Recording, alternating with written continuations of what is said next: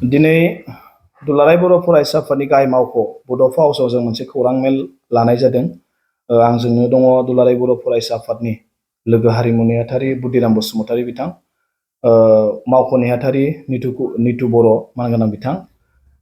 मैया बिटिआर गभर्नमेन्टआव सोलोंथाइनिफ्राय माने टेटनि जि merit list एबा रिजाल्ट जि फोसावदों, दा बेनि थाखाय बा 900 जि बिजाथिफोरखौ बिथांमोना फोसावबाय।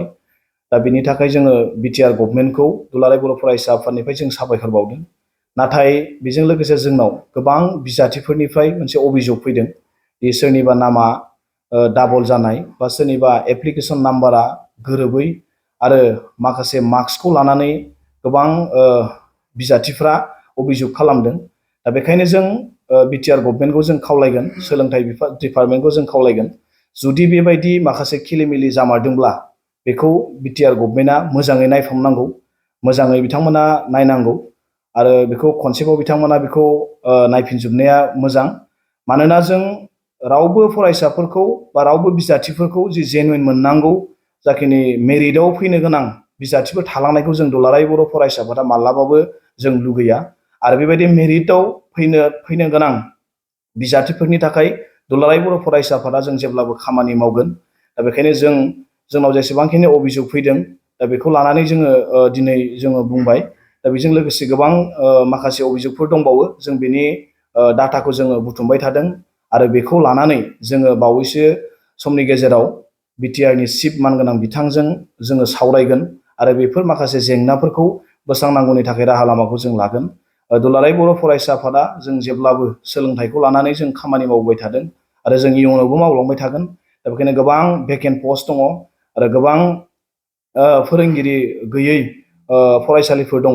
बेयाव जाहाथे थिसननाया जानांगौ होनना जों गोबां समनिफ्रायनो दाबि खालामबाय थादोंमोन। दा दिनै बियो मोनसे जानायनि लामायाव फैदों। अब्लाबो बे थिसनथाइ होनायावनो दा बेखायनो जों जाहाथे जोंनि सासेबो मेरिटआव गोग्लैनाय जेनुइन जि बिजाथिफोर बे रावबो थालाङा, दा बिथांमोना गासैबो मोनजोबनांगोन। आरो बेबायदि जानांगौनि थाखाय दुलाराय बर' फरायसा आफादा जों जेब्लाबो खामानि मावगोन आरो जों जेब्लाबो साखाफारा दङ। दा बेखायनो आङो जायफोर जेनुइन जि मोननांगौ बिजाथिफोर दङ बिथांमोनखौ खावलायगोन, जों बिथांमोननि थाखाय जों जेब्लाबो दङ आरो बिथांमोननि थाखाय जों जेब्लाबो खामानि मावगोन।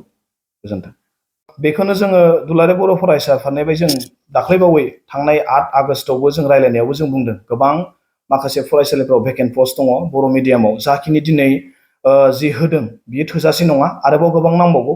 आरो बिनि गेजेराव फरायसालिया माखासेया हयथ' फैजोबाखै जों मिथिनायावबो। दा बेखायनो जों बेखौ आरोबाव फिन सोलोंथाइ डिपार्टमेन्टखौ जों खावलायगोन, बेखौ नायफिननानै आरोबाव थाबैनो जाहाथे बेखौ नायफिननानै मोजाङै नायबिजिरो, जाहाथे फरायसालिफ्रा जाहाथे क्लियारै जाहाथे बेयाव जायो। जोंनि बर' बिजोंनि होन बा एसामिसआनो होन, बेयाव गावबा गाव जिखिनि भेकेन्ट थानांगौ बेखौ जाहाथे मोजां बिथांमोना खालामो आरो बेबायदि खुनु गोरोन्थि जुदि जाया।